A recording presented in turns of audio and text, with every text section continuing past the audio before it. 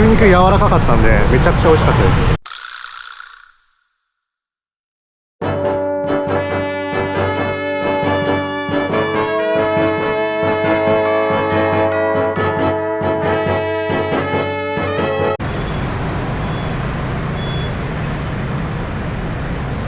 では南東に出かけます。なんかトトロがいるけどこれ大丈夫なやつ？はい、着きました。グラブチップ込みで19,560ドンでした。来たのがですね、こちらインデペンデンスパレス独立宮殿って感じになるのかな。向かって左側のこっちでチケット買うみたいなんでチケット買おうと思います。チケットなんですけど、このパレスのアドミッションは4万なんだけど、エキシビジョン込みだと6万5千円、ちょっとよくわかんないんで6万5千円の方買いました。こちらの独立宮殿なんですけど、ベトナム戦争の終結の舞台となったスポットらしいです。南ベトナム政権時代には大統領の官邸だったということで、ここに南ベトナム解放軍が突入したことでベトナム戦争が終結したということです。歴史的な場所ということですね。この辺青材美人たちがすごい丁寧に記念撮影をしてますね。プロの方々なのかなっていうレベルでちゃんと光を当てて写真を撮ってます。こっちでもやってる青材美人がすごいちゃんとした機材を使って記念撮影してますね。はい、では独立宮殿の中に入っていこうと思います。さすが元大統領官邸だったということですごい立派なお部屋がありますね。昔はこの宮殿内でホーチミンさんとかあと軍の司令部とかがここで軍議をしていたらしいです。すごい立派。ここもすごいですね。日本の内閣が座る場所みたい。ちょっと語彙力最悪ですいません。で後ろには日本っぽいですよね。この絵とか日本っぽい。ちょっと今のこの場所はカンファレンスホール、会議するところだったとのことですね。この場所で国家統一の際の国家統一諮問会議、諮問審議とかが行われていた超歴史的な場所だったみたいですね。こちらは国家安全保障会議室だそうです。なんとなくエヴァンゲリオンの碇玄道が座ってそうな場所です。こちらは大統領の部屋ってことですかね。ちょっと古めかしい電話がリアルですね。こちらが大統領のベッドルームということでこんな感じですね。テレビがある。リアルだなテレビ。そしてダブルサイズぐらいのベッドですかね。今地下に降りてきたんですけどバンカーということですね。防空壕的なところかな。地下に来たけどこの狭い部屋だけです。ここで爆撃に備えて地下にこういう部屋を作っておいたんでしょうね。ということで独立宮殿は以上になります。ベトナム戦争は思わず目を覆いたくなるほど悲しくて痛ましい出来事だと思うんですけど、とはいえ今のベトナムを語る上で避けては通れない出来事になりますね。ここはベトナム戦争終結の地ということなので、私が数日前に行ったベトナム戦争小石博物館とともにこちら訪れてみてはいかがでしょうか。こちらのインデペンデンスパレスの左横からここを進んでいくとノロドーム宮殿っていうのがあって、でどうやらチケットでエキシビジョンってあったそちらがこっちにあるようなので見に行ってみようと思います。こちらがエキシビジョンチケットで入れるノロドーム宮殿のようです。でノロドーム宮殿は先ほどのインデペンデンスパレスよりも前からあったそうです。ただ爆撃を受けたって書いてあったから建て直したっぽいですね。ここにあるようにインデペンデンスパレスより前にノロドームパレスがあったので、ノロドームパレスから爆撃を受けてインデペンデンスパレスができたよっていうことなので、その歴史が書かれているようです。今大きな声出さないでって言われたのでちょっと静かに行きます。こんな感じでプロジェクターを使って映像を見せてくれてるので、思ったより最新鋭というかそういう博物館になってるみたいです。2階に上がってきましたが2階にもでかい歴史が語られています。はい、今ノドローム宮殿も回ってきました。ここもベトナム戦争の遺産というかそういった歴史的な場所の一つでもありますので、中にはちょっと痛ましい写真とかもやっぱり載ってましたね。で独立宮殿に来られる際はこちらも訪れてみてはいかがでしょうか。来た時よりもさらに記念撮影をしている青材美人が増えてます。綺麗っていうのもあるけどやっぱり平和の象徴みたいな感じなんですかね。ここが向こうとかすごいよ。次の観光地へ向かいます。次はここから徒歩6分なのでさすがに売宅は使わずに歩こうと思います。今日久々にというか初めてかな。初めてめちゃくちゃ晴れてて暑いです。歩いて5分ぐらいで着きました。こちらカトリック大聖堂カテドラルになりますね。でも工事中っぽいな。別の方角行けるかな。先ほど撮影した場所から右側面側に来たら広場みたいなのがあったんで、こっちいいなと思ったんですけど、やっぱり工事中か。いや残念。また来た時工事終わってたらいいなと思って、またホーチミンに来ることを楽しみにしてようと思います。このカテドラルのすぐ右側にあるのがサイゴン中央郵便局です。ここが素晴らしく綺麗な建物ということで人気の観光地になっているようなので行ってみようと思います。こちらのサイゴン中央郵便局なんですけど、1891年に完成した歴史的価値のある郵便局だそうで、アーチ型の天井をしているそうですね。それが美しいということで入ってみます。確かにいい意味で郵便局とは思えないぐらい綺麗です。で、郵便局にクリスマスツリーが飾られてるっていうのもちょっと面白い。一番奥にはあれホーチミンさんですね。ベトナムの英雄ホーチミンさんでございます。郵便局とは確かにあんま思えないかな。奥のカウンターはもちろん郵便局の機能を果たしてるんだと思うんですけど、SIM カードが売ってたり、お土産物屋さんがあったり、あとこっちだとツアーデスクとかもありますね。郵便局とはいえ観光地ということでいろんなお店が入り混じってる感じですね。こっちは切手とか売ってるのかな。はい、で今ですね、サイゴン中央郵便局のすぐ近くから伸びているドンコイ通りという観光でも有名な通りを歩いてます。で、今のところですね、知ってるブランドの店が並んでるなぐらいですね。今のところなぜここがそんなに有名な通りなのかが私にはちょっとわからないです。ドンコイ通り上にあるこちらの綺麗な建物がホーチミン歌劇場だそうです。オペラハウスですね。で、こちらあれですね、ウェディングフォト撮ってますね。確かにヨーロッパ調な素敵な建物の中なので、撮りたくなる気持ちはわからないでもないです。ドンコイ通り端から端まで歩き通しました。ここにあるのがサイゴン川ですね。せっかくサイゴン川沿いまで来たのでサイゴン川を見に行こうと思います。この中を渡るのが怖いと有名ですね。そんなでもないです。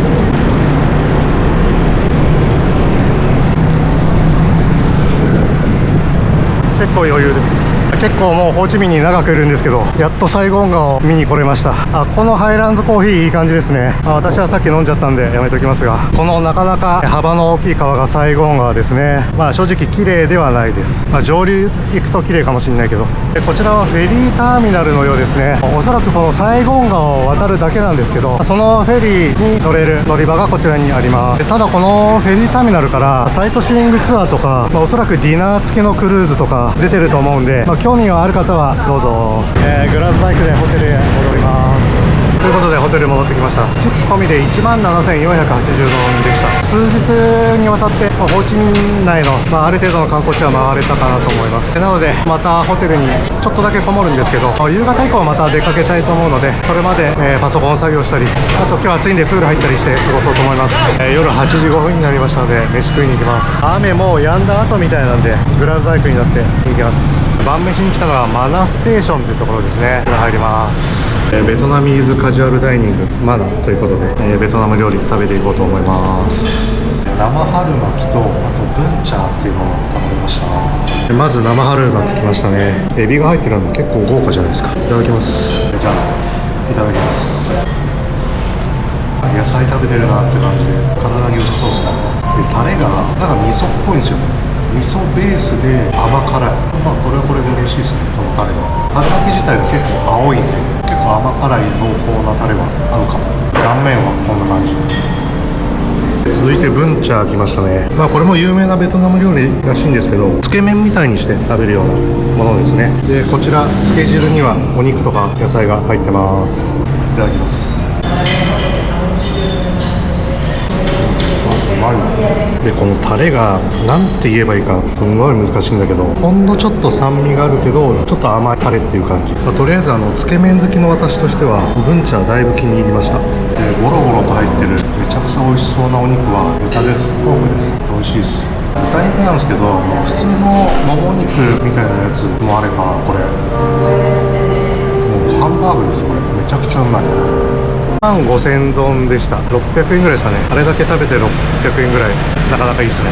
ブンチャーって初めて食べたんで、他の店と比べてこのお店が特別美味しいかどうかっていうのは分かんないんですけど、ブンチャー個人的に気に入りましたね。いろんなお店で食べ比べしたいぐらいです。では今からまたグラブバイクに乗って夜の繁華街に繰り出そうと思います。グラブバイク、チップ込み17,480ドンでした。やってきたのがホーチミンでおおそらく一番の繁華街 VBN 通りです、VBN のウォーキングストリートっていう風になってますね。生演奏もやってます。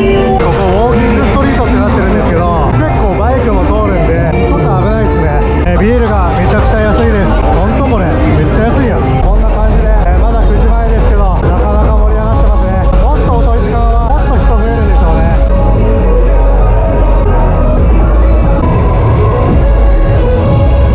今 VBN 通りの逆の端っこまで来たんですけど、こっちまで来るとちょっと静かですね。ちょっとどっかで一杯ぐらい飲もうかなとは思います。お店に入って一杯頼みました。これがニスサイドっていうカクテル。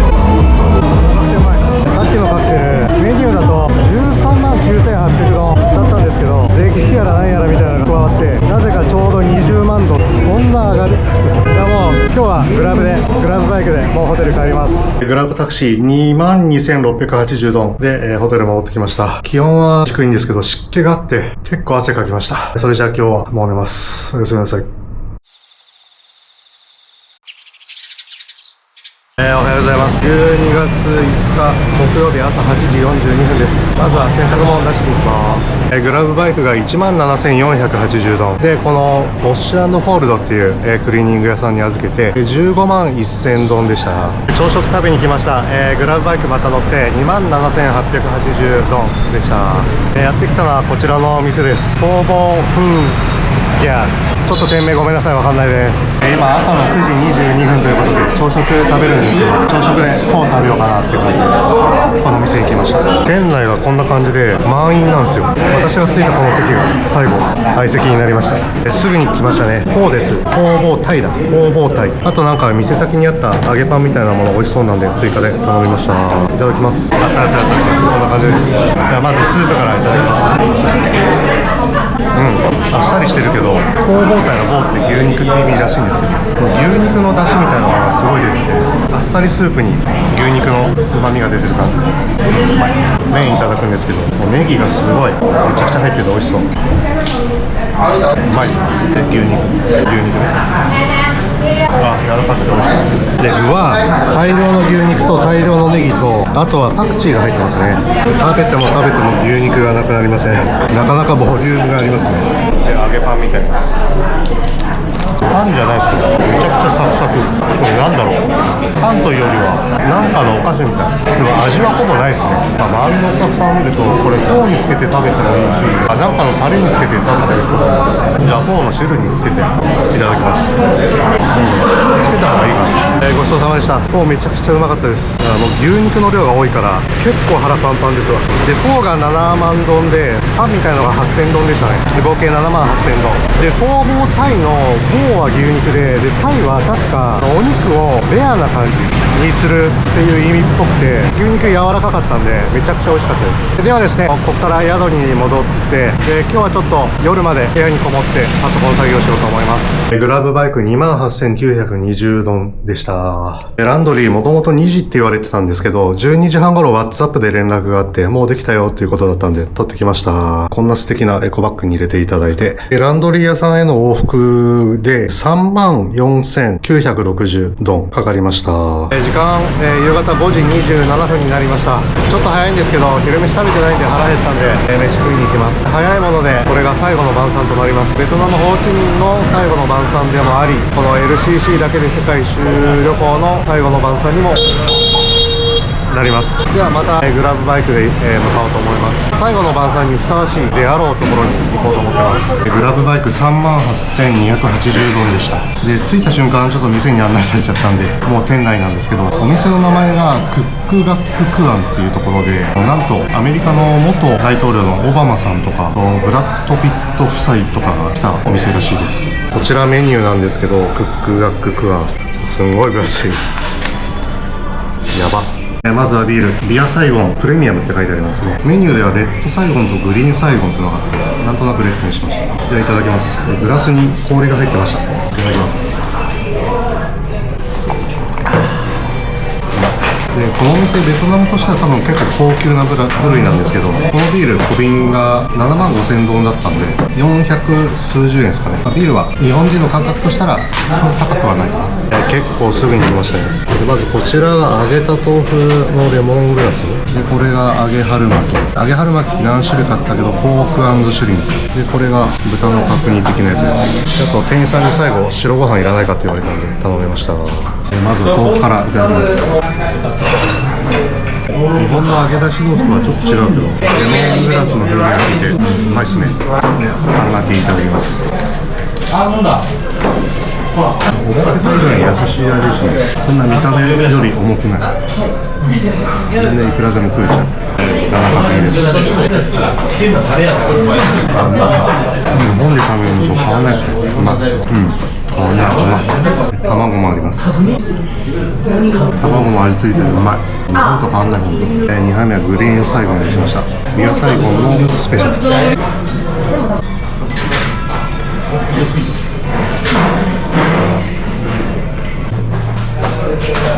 レッドとグリーンの違いはあんまり分かりません。お会計62万ドンでした。クレカ払いできましたね。ビール2本飲んで3500円ぐらいですか。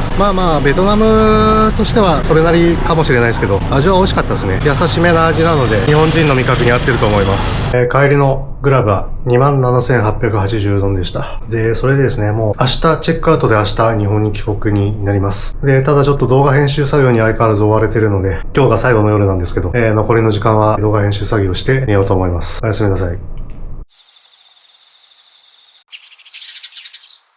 おはようございます。12月6日、11時39分です。ついに最終日となりました。今日の夜のフライトで日本へ帰ります。12時までにチェックアウトする形になるので、このホテルの総評なんですけど、評価 4.0 です。これだけ綺麗な部屋で設備も整っていて、で、ミニバーも無料ということで、ほぼほぼ文句はないんですけど、ただこれで1泊9000円ぐらいだったんですね。ベトナムの物価を考えるともうちょっとだけ安くしてほしいなと正直思っていました。料金面がちょっと高いような気はしましたね。すごいいいホテルなんですけどね。で、あとはこのホテル17階建てなので結構部屋数があるんですよ。それでエレベーターが2機しかなくて結構エレベーターが来ない。待ち時間が長かったりとか、やっと来てももう満員で乗れないとかそういうのがあったので、ちょっとエレベーター2機っていうのはちょっと少ないなっていうのが正直な感想でした。その辺があって、4.0 にしたんですけど、全然裁縫はありですね。時間は夕方5時半になりました。これまでチェックアウトしたんですけど、ホテルのロビーでパソコン作業してました。今空港に向かってる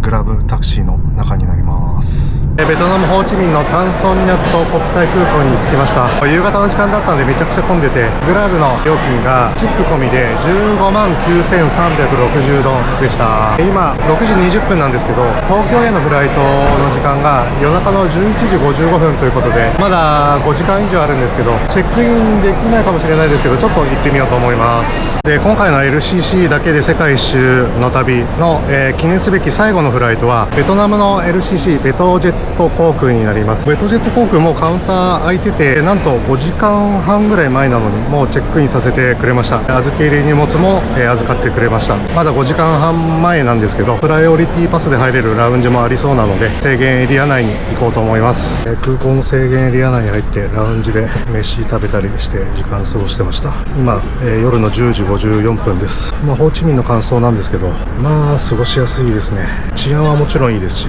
人々は優しいですし、あとベトナム料理は平均点が高いですね。日本人の口にも合うと思いますし、いい滞在になったと思います。これでついに世界一周の旅終わりになります。では成田空港に飛び立ちます。ホーチミン発成田行きのベトジェットエアです。3列 ×3 列。シートピッチは狭いですね。5時間以上でこれはちょっとしんどいかも。ベトジェットエアの CA さんは勝俣国和みたいに常にハーフパンツです。